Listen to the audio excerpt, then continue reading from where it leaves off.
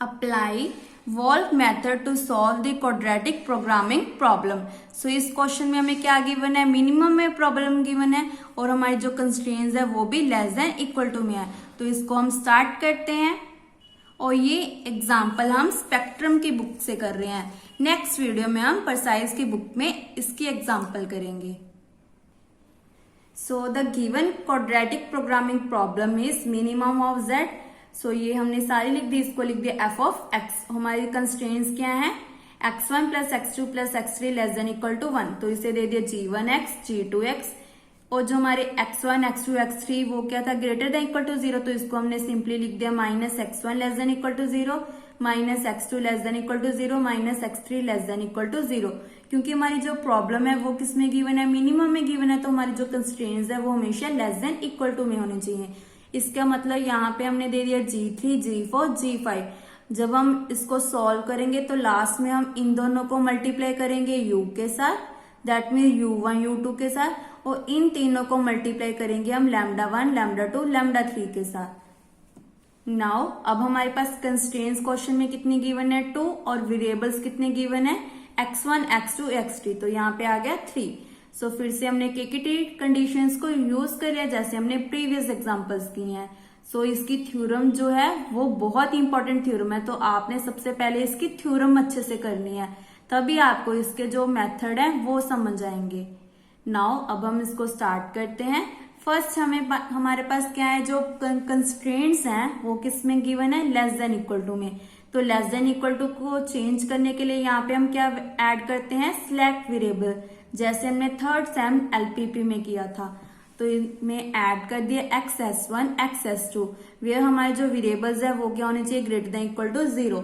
यहाँ पे हमने मेंशन करना है कि xs1 xs2 हमारे क्या है, सिलेक्ट वेरिएबल्स। उसके बाद हम डुअल करेंगे। डुअल कैसे बनाते हैं, जो f फंक्शन है उसका हम डेरिवेटिव करेंगे, partial derivative with respect to x1 x2 x3। तो हमारे पास क्या आ जाएगा, -1 प्लस x1, क्योंकि 2x1 आएगा तो 2 के साथ 2 कैंसिल हो जाएगा। तो -1 plus x1 -1 plus x2 -1 plus x3। तो यहाँ पे हमने पुट कर दिया। उसके बाद सिमिलरली हमने g1 g2 की डेरिवेटिव कर दी। तो यहाँ पे आ जाएगा 1 1 1, और सिमिलरली यहाँ पे क्या आएगा, 4, x2 हमारा वेरिएबल नहीं है तो 0 2। सो 4 0 2 आ गया। उसके बाद मैंने पहले ही बताया था, जो हमारी लास्ट वाली 3 कंस्ट्रेंट है उसको हम मल्टीप्लाई करेंगे λ1 λ2 λ3 के साथ। तो यहाँ पे क्या आ जाएगा, -1 0 0 0 -1 0 0 0 -1।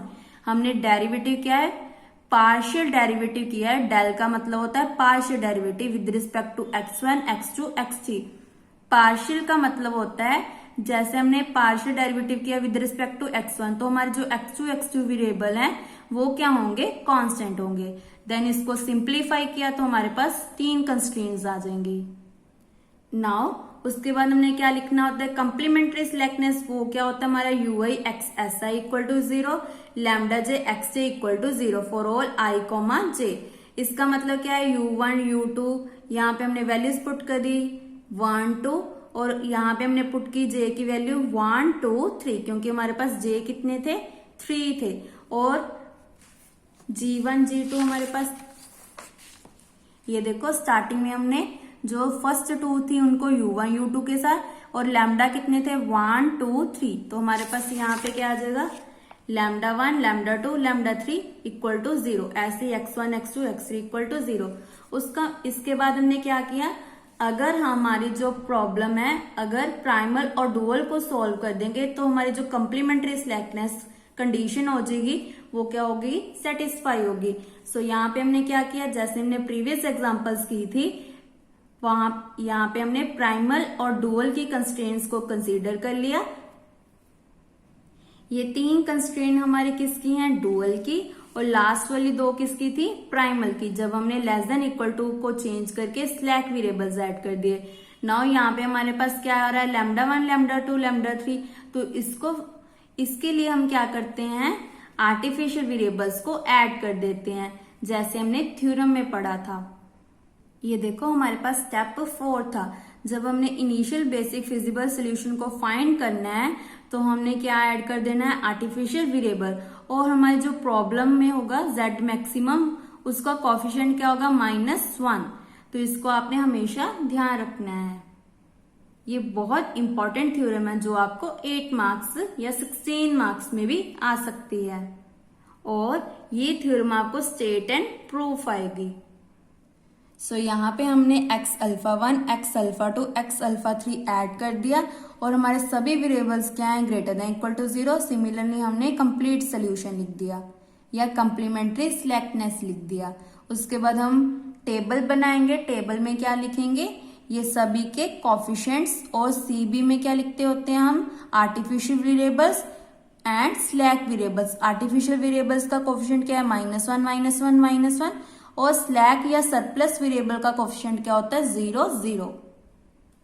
और प्रॉब्लम को सॉल्व करने के लिए हमने कौन सा मेथड यूज करना होता है, टू फेस मेथड, क्योंकि हमारे पास मेथड का नेम क्या है, वोल्फ मॉडिफाई सिंप्लेक्स मेथड। तो मॉडिफाई सिंप्लेक्स मेथड का मतलब है टू फेस मेथड।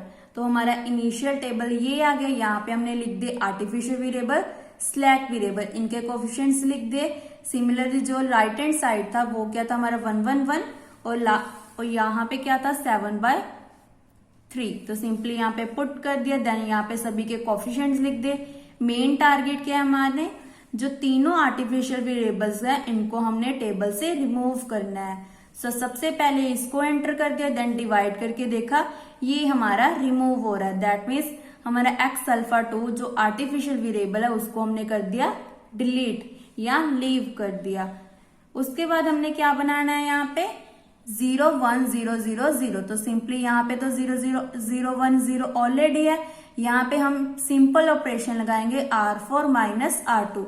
बाकी जो सभी रोज हैं वो एज इट इज रहेंगी। हमारी रो कौन से चेंज होगी, R4 रो चेंज होगी। उसके बाद हमने x1 को एंटर कर दिया और यहाँ पे हमने डिवाइड करके देखा ये हमारा आ रहा है लीस्ट पॉजिटिव। तो इसका मतलब हमारा जो x∝2 x2 है वो हमारा लीव हो गया टेबल से। और आपने एक चीज ध्यान रखनी है, जैसे हमने यहाँ पे क्या किसको एंटर किया है, x2 को एंटर किया है, तो यहाँ पे x2 का कोफिशिएंट क्या आएगा, 0। कई स्टूडेंट क्या करते हैं, यहाँ पे x2 तो लिख लेते हैं बट यहाँ पे इसका कोफिशिएंट डालना भूल जाते हैं, -1 के साथ ही क्वेश्चन को सॉल्व करने लगते हैं। तो ऐसे आपका क्वेश्चन रॉन्ग हो जाएगा। तो आपने यहाँ पे इसको ध्यान में रखना है कि अगर हम जो भी वेरिएबल ऐड कर रहे हैं उसका कोफिशिएंट हमने यहाँ पे जरूर लिखना है। फिर से हमने ऑपरेशंस लगाए, ये हमारी बन गई सेकेंड इटरेशन। यहाँ पे आपने जरूर लिखना है कि कौन सी इटरेशन से हमारा कौन सी इटरेशन है। जैसे हमारा ये था इनिशियल टेबल, फिर हमने फर्स्ट इटरेशन यूज की, फिर सेकेंड इटरेशन। नाउ फिर से हमने यहाँ पे बनाना है 1, 0, 0। यहाँ पे 0, 0 ऑलरेडी है तो रो 2, रो 3 हमारी एज इट इज आ जाएगी। तो सिंपली यहाँ पे ऑपरेशन लगाए R1 पे और R5 पे। सो हमारी सेकेंड इटरेशन से ये टेबल आ गया। तो हमारे जो सभी दैट मीन्स जो R1 और R5 वो चेंज होगी, बाकी जो R3, R2, R3, R4 है वो सेम रहेगी हमारी रो। देन इसके बाद हमने फिर से इसको एंटर कर दिया U3, क्योंकि ये हमारी क्या है लीस्ट मोस्ट नेगेटिव। वैसे तो हमारी मोस्ट नेगेटिव -6 थी, इसको भी हम एंटर कर सकते थे। बस मेन क्या हमने जो आर्टिफिशियल वेरिएबल्स है उनको रिमूव करना है। आप किसी को भी एंटर कर सकते हैं। और जो हमारा डेल्टा जे है वो उसको हमने क्या बनाना है, ग्रेटर देन इक्वल टू 0 बनाना है। नाउ यहाँ पे हमारा फिर से लीव हो गया x∝1। सो इसको कर दिया लीव। अब हमारा कौन सा रह गया, x∝3। इसको भी हम लीव कर देंगे, फिर हमारा बेसिक सोल्यूशन आ जाएगा। इसका मतलब यहाँ पे हमने बनाना है 1, 0, 0, 0, 0। तो सभी रो पे ऑपरेशन लगाना पड़ेगा। सो यहाँ पे हमने ऑपरेशंस लगा दी। ये जो थ्योरम है ये थोड़ी सी लेंथी है, इसका मतलब ये थ्योरम जो ये एग्जाम्पल है ये आपको 16 मार्क्स में आ सकती है। तो ये बहुत इंपॉर्टेंट एग्जाम्पल है जिसकी आपने रिटर्न प्रैक्टिस करनी है, क्योंकि जब तक आप रिटर्न प्रैक्टिस नहीं करोगे तो अब तक आपको जो ये वैल्यूज सॉल्व करनी है वो आपके पेपर में सॉल्व नहीं होंगी। अगर आप ऐसे पढ़ के जाओगे पेपर में तो आपका क्वेश्चन वहां पे सॉल्व नहीं करेगा, क्योंकि नॉन लीनियर प्रोग्रामिंग के क्वेश्चन तभी सॉल्व होते हैं पेपर में जब तक आप रिटन प्रैक्टिस नहीं करते। तो आपने ज्यादा से ज्यादा इनकी रिटन प्रैक्टिस करनी है और इनकी जो थ्योरम्स है उनको लिख लिख कर देखना है आपने। तो हमारी यहाँ पे ऑपरेशन लगाकर थर्ड इटरेशन बन गई, फिर से इसको कर दिया एंटर क्योंकि ये आ रही है हमारी नेगेटिव, और डिवाइड करके देखा ये बन रहा है हमारा लीस्ट पॉजिटिव, तो इसको कर दिया हमने लीव। इसका मतलब हमारा x अल्फा 3 ये भी होगी लीव। देन फिर से ऑपरेशंस लगाए, यहाँ पे बनाना है 1 0 0 0, ये वाली रो हमारी एज इट इज रहेगी, तो यहाँ पे ऑपरेशंस लगा दिए। देन हमारी फोर्थ इटरेशन पे हमारा जो डेल्टा जे है वो क्या आ रहा है, ग्रेटर देन इक्वल टू 0 या इक्वल टू 0। सो हमारी जो ऑप्टिमलिटी है डिक्लेयर होगी और हमारे जो आर्टिफिशियल वेरिएबल है वो भी रिमूव होगी। द ऑप्टिमल सोल्यूशन इज, ज्यादातर हमारा जो भी एग्जांपल्स कर रहे हैं वहां पे हमारा डेल्टा जे किसके इक्वल आ रहा है, 0 0 के इक्वल आ रहा है। यहाँ पे जरूरी नहीं है कि सभी की वैल्यूज क्या आएंगी 0, वैसे तो सभी की वैल्यूज 0 ही आएंगी क्योंकि हमारे जो आर्टिफिशियल वेरिएबल्स हैं उनका कोएफिशिएंट क्या होता है, -1 होता है। तो अगर -1 के साथ मल्टीप्लाई करते हैं तभी यहाँ पे हमारे पास वैल्यूज आते हैं, बट यहाँ पे तो हमारे पास 0 0 आ रहे हैं, तो इसीलिए हमारा जो डेल्टा जे है वो क्या आएगा, इक्वल टू 0।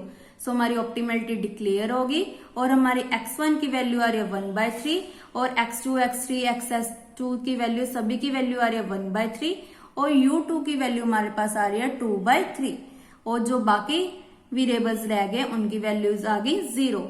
हमें वैल्यू किसकी चाहिए थी, x1 x2 x3 की, जो क्या है 1/3, तो z मिनिमम पे वैल्यू पुट कर देंगे।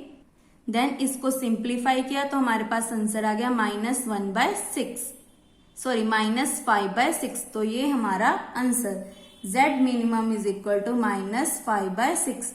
तो ये बहुत लेंथी क्वेश्चन था जो आपको 16 मार्क्स में भी आ सकता है।